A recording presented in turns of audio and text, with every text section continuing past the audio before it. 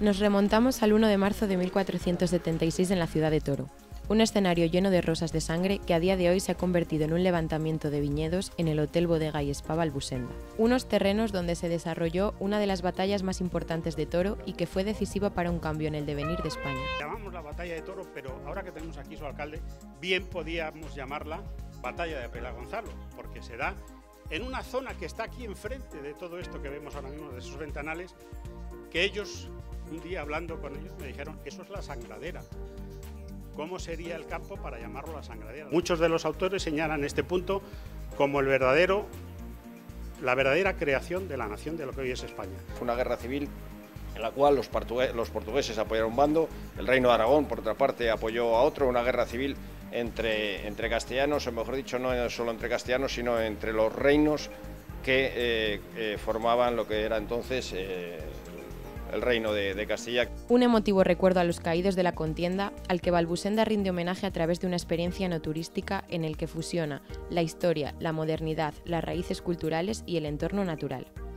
Una experiencia única que cuenta con un suculento menú de platos hispanoárabes. Un menú que hemos elaborado a partir de recetarios de esa época.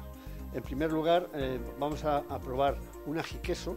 El ajiqueso es un plato ya medieval, es un plato que aparece en un tratado, uno de los más antiguos europeos, que se llama el Sensoví, y simplemente es una crema de ajo con queso, con leche de almendras, y van a ver ustedes que merece la pena.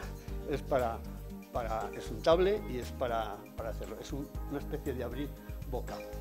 Va a ir acompañado de algunas aceitunas, y esta unión aceitunas-queso, que le hemos puesto al principio, realmente en la cocina durante 3 siglos, casi el 15, 16 y 17, las aceitunas con queso es el postre de todo el mundo, tanto de reyes, de príncipes, de plebeyos, de agricultores. Era una costumbre el acabar las comidas con queso y aceitunas. De hecho, en el siglo XVII, principios del XVII y finales del XVI, muchos escritores como Quevedo, Góngora, cuando están en alguna obra de teatro, a alguien que llega tarde le dicen: vuecencia llega a las aceitunas, porque era lo último que se servía en las comidas. Hemos preferido ponerlo al principio para reservar después un postre verdaderamente suculento. Después vamos a seguir con un pescado, un potaje de calamares y jibia. Es un plato escogido de un cocinero que asiste al rey de Aragón en Nápoles, Ruperto de Nola, y nos hace este plato que es muy mediterráneo, pero era un plato que efectivamente se podía comer habitualmente, porque tanto los calamares como las jibias se pueden transportar sin que se estropeen en los primeros momentos. Luego vamos a ir a otro pescado por excelencia, lo que llamamos pescado cecial, que era el que había en el centro de España, en el centro de la meseta, que es un bacalao. Un bacalao, en aquella época más que bacalao era pescada, lo que hoy llamamos merluza, la pescada, pero posteriormente se hacía con bacalao. Es más fácil hacerlo con bacalao porque hoy día tenemos pescadas de bacalao, y le vamos a aderezar con un plato de inspiración árabe. Tengan ustedes en cuenta que en la época de la batalla de Toro, los árabes estaban en España e imponían la mayoría de las costumbres del día a día. De hecho, la reina católica viste a la mora, mal que se empeñen algunos en vestirla con cosas del Renacimiento, y la mora estaba presente en casi todos los sitios porque llevábamos muchos siglos con ellos, no se elimina de la noche a la mañana. Entonces hemos puesto un plato que se llama alboronia, o alboronía, que más correctamente es lo que hoy llamamos pisto, pero simplemente no tiene ni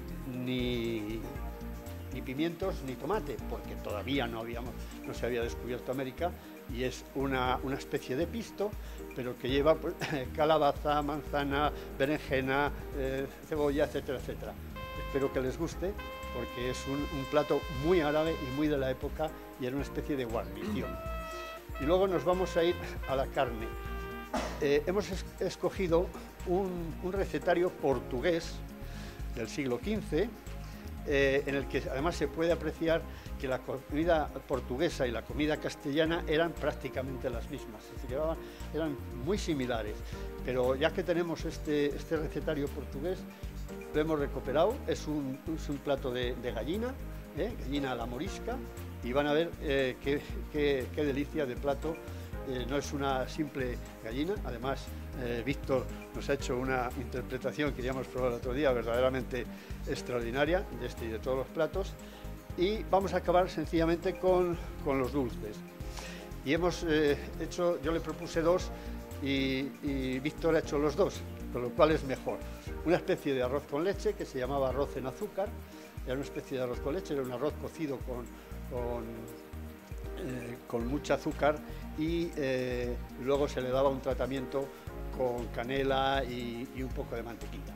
Aquí lo hemos hecho de otra forma. Y otro plato que es famosísimo en España en el siglo XV, XVI, XVII, que son las almojábanas, que para que se hagan idea es como una pequeña o grande, se puede hacer más o menos grande, una empanadilla de queso, que va frita en aceite de oliva y después se rocía con miel y canela. Es una delicia, lo van a poder comprobar. Y luego tenemos la bodega. Bodega, pues como tenemos una bodega fantástica, pues ustedes van a poder apreciar cualquiera de ellos. Yo les decía que si estamos hablando de una cena importante, tendríamos que poner el vino más importante que había entonces, que era el vino blanco. La comida es cultura. Y dentro de la historia es absolutamente importante. Ojalá supiéramos qué pasó con las comidas y las cenas que hicieron en la batalla de Toro antes y después.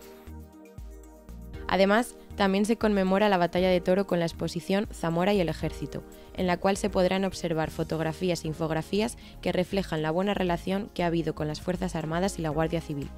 En definitiva, en una exposición vieja conocida ya de algunos de ustedes, porque es una exposición que se inauguró por primera vez hace 2 años ya en Zamora, pero que cada vez que se monta la hacemos nueva, la renovamos.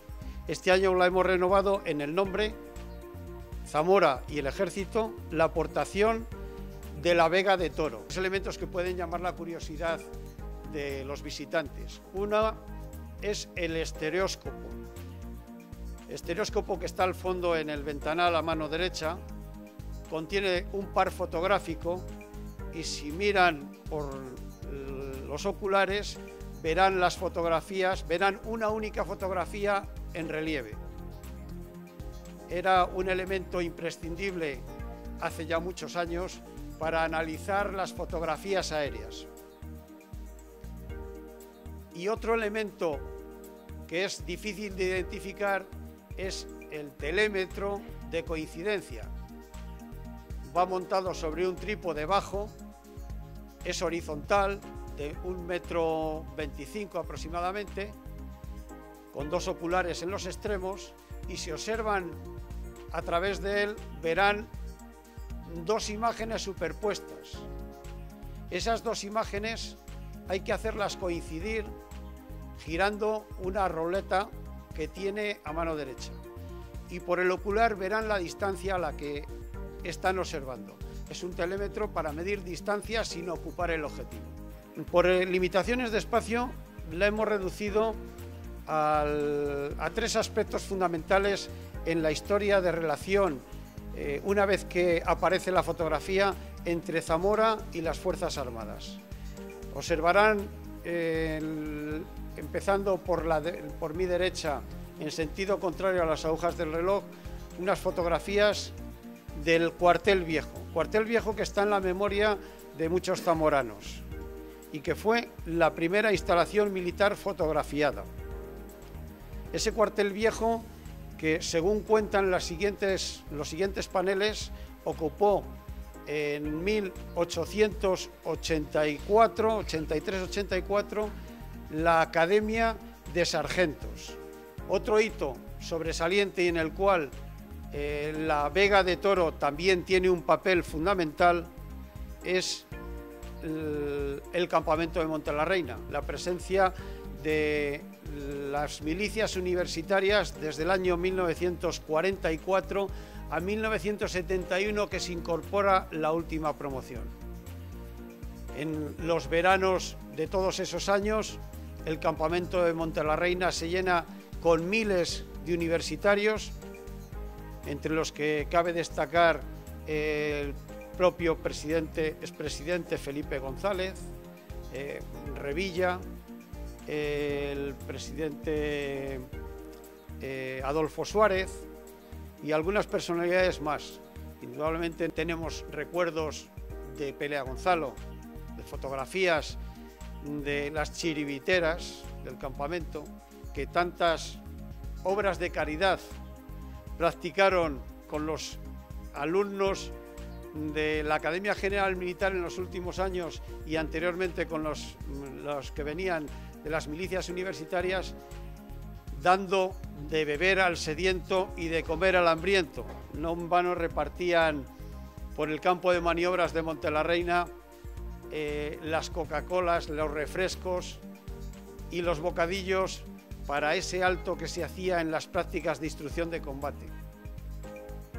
Y finalmente, otro elemento de relación entre las Fuerzas Armadas y los zamoranos, y que no puede desaparecer de ningún